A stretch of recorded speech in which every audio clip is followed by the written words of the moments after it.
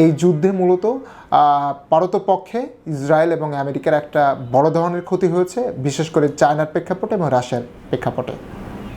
প্রথমত আমি মনে করি যে এতদিনের যে কনফ্লিক্টগুলো ছিল, যে ইসরায়েল মধ্যপ্রাচ্যের দেশগুলোতে বিভিন্নভাবে উস্কানি দেওয়ার চেষ্টা করত এবং বিভিন্ন দেশগুলোর উপরে আক্রমণ করে সে নিজেকে প্রমাণ করার চেষ্টা করত যে ইসরায়েল পুরো মিডল ইস্টের মধ্যে সে হচ্ছে আমেরিকার একটি লাইটিং হাউস।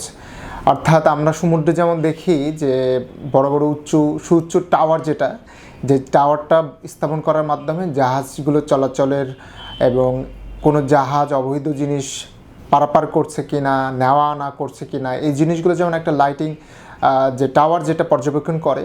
তো ইসরায়েল সবসময় আমেরিকার কাছে সেই ভূমিকার নিয়েই আর কি দাঁড়িয়ে থাকে বা সেই ভূমিকা নিয়ে সে অবস্থান করছে। তো আমি এবারের এই যুদ্ধটাকে মনে করি যে আমেরিকা আসলে চীন রাশিয়ার ফাঁদে পা দিয়েছে।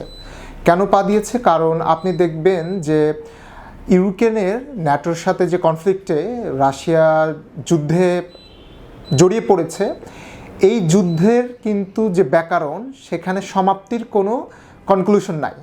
অর্থাৎ আপনি দেখবেন যে ইউক্রেনের আর নিজের হাতে যুদ্ধ থামানোর কোনো ব্যাকরণ বা তার ভাষা বা কোনো শব্দকোষ তার মধ্যে নাই।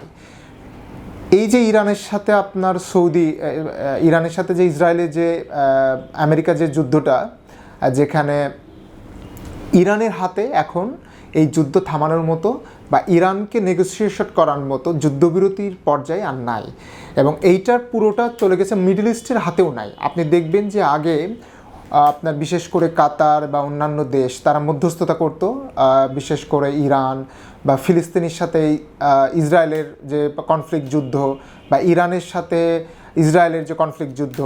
এবং আপনি দেখবেন যে ইসরায়েল কিন্তু এর আগে কাতারে বিভিন্ন দেশে ইরানের তারপর ফিলিস্তিনের যে নেতারা ছিল তাদেরকে কিন্তু বিভিন্নভাবে মানে অ্যাসাসিনেট করছে, তারা গুপ্ত হত্যা করে তাদেরকে মেরে ফেলছে।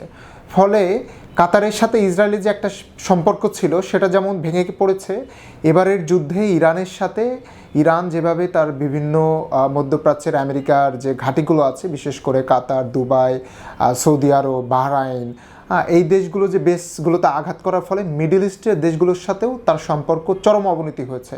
এবং এই অবনতি একটা ইন্ডিকেট করে যে ইসরায়েল এবং আমেরিকা চাইলে মিডল ইস্টের কোনো দেশের মাধ্যম হয়ে মধ্যস্থকারী বানাইতে আর সক্ষম হবে না, এবং ইরানের নিজের হাতেও এই যুদ্ধ থামানোর কোনো এখতিয়ার নেই।